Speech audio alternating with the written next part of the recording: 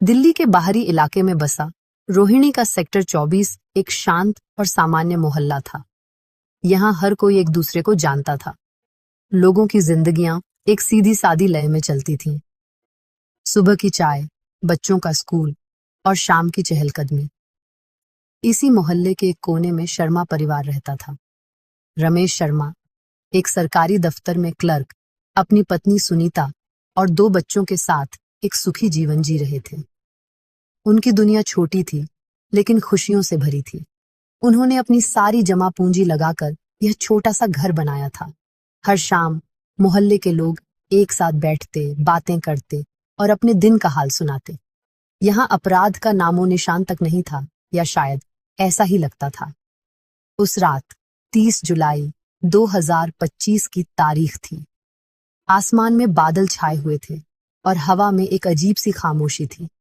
रात के लगभग 2 बजे थे जब पूरा मोहल्ला गहरी नींद में सोया हुआ था। शर्मा परिवार भी अपने घर में बेफिक्र सो रहा था। उन्हें इस बात का जरा भी अंदाजा नहीं था कि उनकी बरसों की मेहनत और सुकून पर किसी की काली नजर पड़ चुकी है। किसी ने बहुत ही सावधानी से उनके घर के पिछले दरवाजे का ताला तोड़ा। वह चोर नहीं बल्कि एक साया था। एक ऐसा साया जो बिना कोई आहट किए घर के अंदर दाखिल हो गया। उसका मकसद सिर्फ चोरी करना नहीं था बल्कि कुछ और भी था। वह घर के हर कोने से वाकिफ था, जैसे वह पहले भी यहाँ आ चुका हो। जब सुबह सुनीता की आंख खुली तो उसने कुछ अजीब महसूस किया। घर में एक अनचाही ठंडक थी। वह जैसे ही कमरे से बाहर निकली, उसके पैरों तले जमीन खिसक गई। बैठक का सारा सामान बिखरा पड़ा था।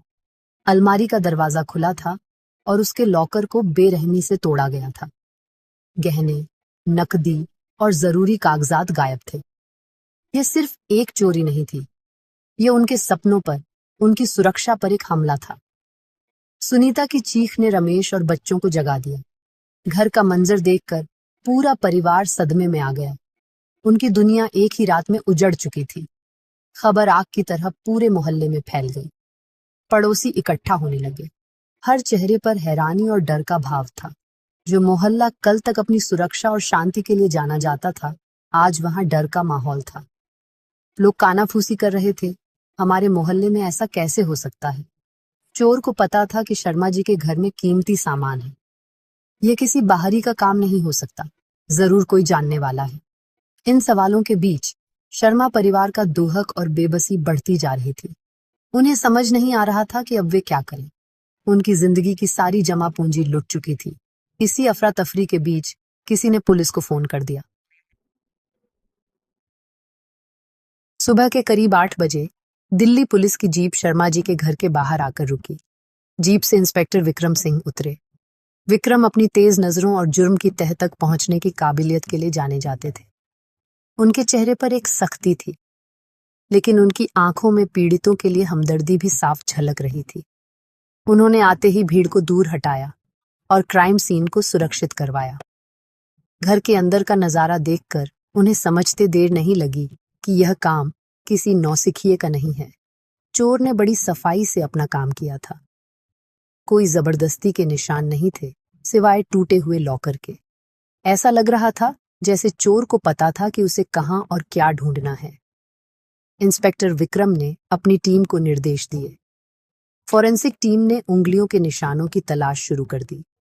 विक्रम ने खुद घर के हर कोने का मुआयना करना शुरू किया। उनकी नजरें एक बाज की तरह हर छोटी बड़ी चीज को देख रही थीं। उन्होंने रमेश शर्मा से बात की। रमेश जी, शांत हो जाइए। क्या आपको किसी पर शक है? कोई दुश्मनी? या हाल ही में आपने किसी को बड़ी रकम या गहनों के बारे में बताया हो? रमेश जी ने रोते हुए नामे सिर हिलाया। उनकी हालत ऐसी नहीं थी कि वे ज्यादा कुछ बता पाते। विक्रम जानते थे कि पीड़ित परिवार से इस वक्त सवाल करना मुश्किल है, लेकिन सच तक पहुंचने के लिए यह जरूरी था। जांच आगे बढ़ी। विक्रम की नजर पिछले दरवाजे पर गई, जिसका ताला तोड़ा गया था। उन्होंने पाया कि ताला बहुत ही पेशेवर तरीके से तोड़ा गया था, बिना ज्यादा शोर किए। इससे उनका शक और गहरा हो गया कि चोर इस इलाके और घर से अच्छी तरह वाकिफ था। उन्होंने आस पड़ोस के घरों की छतों को देखा, यह जानने के लिए कि चोर कहां से आया और कहां गया होगा। उन्हें कोई खास सुराग नहीं मिला। ऐसा लग रहा था कि चोर हवा में आया और हवा में ही गायब हो गया। यह केस अब विक्रम के लिए एक चुनौती बन चुका था। उन्हें यह गुत्थी सुलझानी ही थी। विक्रम ने मोहल्ले के लोगों से पूछताछ करने का फैसला किया। उन्होंने अपनी डायरी निकाली और एक एक करके पड़ोसियों से बात करना शुरू किया। ज्यादातर लोगों ने वही बातें दोहराईं जो वे आपस में कर रहे थे। लेकिन विक्रम सिर्फ सुन नहीं रहे थे, वे लोगों के चेहरे के हाव भाव और उनकी आंखों में छिपे डर या बेचैनी को भी पढ़ रहे थे। उन्हें पता था कि सच अक्सर अनकही बातों में छिपा होता है। उनकी नजर शर्मा जी के ठीक सामने रहने वाले पड़ोसी वर्मा जी पर पड़ी, जो भीड़ में सबसे ज्यादा बेचैन लग रहे थे। विक्रम ने अपनी डायरी में वर्मा जी के नाम के आगे एक निशान लगा दिया। इंस्पेक्टर विक्रम ने सबसे पहले वर्मा जी को पूछताछ के लिए बुलाया। वर्मा जी, जो खुद को शर्मा परिवार का सबसे करीबी दोस्त बताते थे, पुलिस का नाम सुनते ही घबरा गए। विक्रम ने उनसे नरमी से पूछना शुरू किया। वर्मा जी, आप शर्मा जी के सबसे पुराने पड़ोसी हैं। क्या आपने रात में कोई अजीब आवाज सुनी या किसी को घर के आसपास मंडराते देखा? वर्मा जी ने हड़बड़ाकर जवाब दिया, नहीं इंस्पेक्टर साहब, मैं तो गहरी नींद में सो रहा था। मुझे तो सुबह ही इस घटना का पता चला। बहुत बुरा हुआ रमेश के साथ। उनकी आवाज में हमदर्दी से ज्यादा घबराहट थी। विक्रम की अनुभवी आंखों ने यह भांप लिया था। पूछताछ आगे बढ़ी। विक्रम ने एक सीधा सवाल किया। वर्मा जी, हमने सुना है कि आपका कारोबार आजकल अच्छा नहीं चल रहा है। आप पर काफी कर्ज भी है। ये सुनते ही वर्मा जी का चेहरा सफेद पड़ गया। उन्होंने खुद को संभालते हुए कहा, साहब, यह सब अफवाह है। व्यापार में उतार चढ़ाव तो आते रहते हैं। इसका इस चोरी से क्या लेना देना? वर्मा जी की यह प्रतिक्रिया विक्रम के शक को और पुख्ता कर रही थी। लेकिन सिर्फ शक की बिना पर किसी को मुजरिम नहीं ठहराया जा सकता था। विक्रम को एक ठोस सबूत की जरूरत थी। एक ऐसा सबूत जो वर्मा जी के खिलाफ हो और उन्हें सच उगलने पर मजबूर कर दे। विक्रम ने अपनी टीम को वर्मा जी की गतिविधियों पर नजर रखने का आदेश दिया। साथ ही उन्होंने पिछले कुछ हफ्तों की उनकी फोन कॉल्स की डिटेल निकलवाने के लिए भी कहा। तहकीकात जैसे जैसे आगे बढ़ रही थी, गुत्थी और उलझती जा रही थी। फोरेंसिक टीम को घर से कोई साफ फिंगरप्रिंट नहीं मिला था, जिसका मतलब था कि चोर ने दस्ताने पहने हुए थे। यह बात भी एक पेशेवर अपराधी की ओर इशारा कर रही थी।